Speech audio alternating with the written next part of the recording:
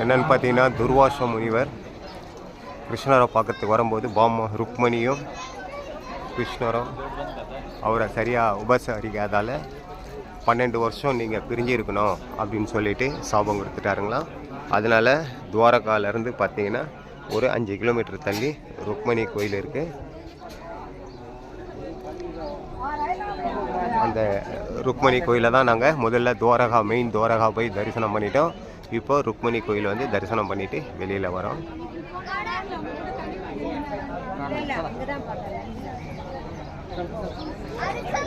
ருக்மணி கோயில்